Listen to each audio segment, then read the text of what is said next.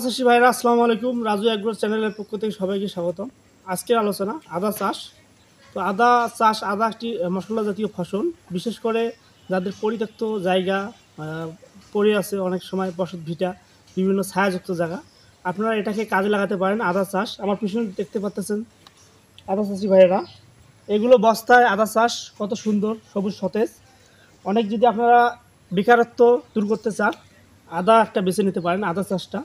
তো বিশেষ করে আপনারা আদা চাষে ভালো ফলন পেতে হলে কিছু গুরুত্বপূর্ণ বিষয় থাকে, এগুলো যদি অবগত হন আপনারা নিয়ম অনুযায়ী। তো বিশেষ করে আদা খরচটা অনেক কম, অর্থাৎ আমি যদি একটা প্যাকেটের হিসাব দিই, বস্তার হিসাব দিই, টোটালি অর্থাৎ বস্তা, মাটির প্রসেসিং, সার, বীজ সবগুলো মিলে অর্থাৎ 50 থেকে 55 টাকা পর্যন্ত আপনাদের খরচ হবে এই আদা বস্তা প্রতি আর কি। তাহলে দেখা যাচ্ছে যে আপনার যদি ভালো ফলন হয়, অর্থাৎ ফলনটা নির্ভর করে বীজের উপর, যদি ভালো ফলন হয় তাহলে বিশেষ করে আপনারা প্রতি বস্তায় থেকে যদি কমপক্ষেও 1 থেকে 1.5 কেজি, এমনকি 2 কেজি পর্যন্ত হবে, 3 কেজিও হতে পারে, কিন্তু বীজের উপর নির্ভর করে।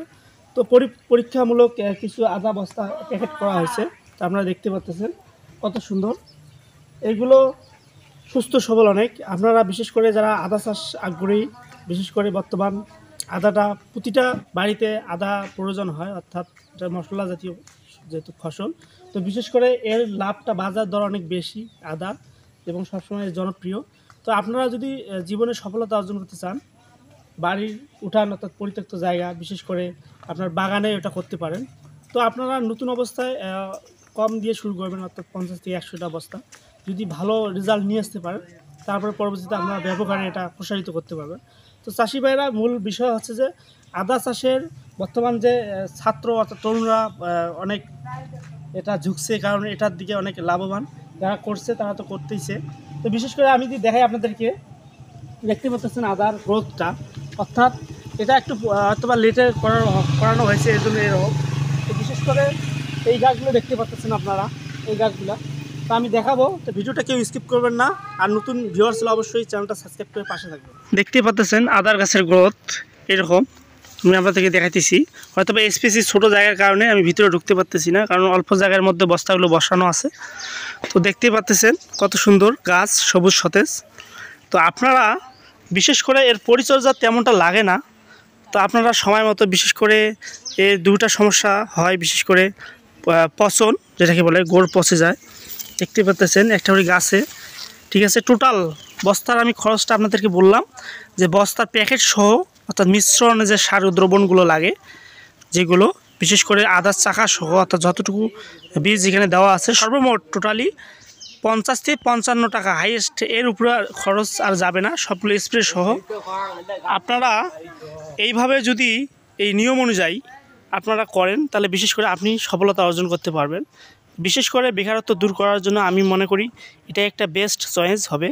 তো বিশেষ করে একদম ছায়া জায়গায় এটা হয়, কোনো সমস্যা নাই। আপনারা দেখতে পাচ্ছেন, দূরত্বটা দেখতে পাচ্ছেন আপনারা, মানে একদম ছেয়ে গেছে, অর্থাৎ এতটা গাছের গ্রোথ আপনারা দেখতে পাচ্ছেন চাষি ভাইরা।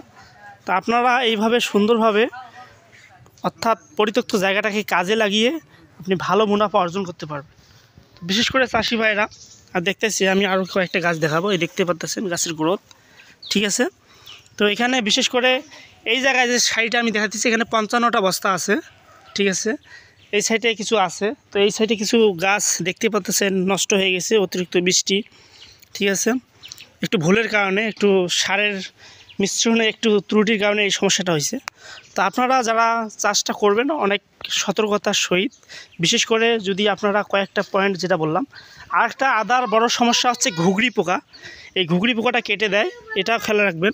দেখতে পাচ্ছেন আদার গ্রোথটা কত সুন্দর, প্রতিটা গাছ সুস্থ সবল, সবুজ সতেজ, এবং বস্তায় সুন্দরভাবে দেখেন কত সুন্দর গ্রোথ।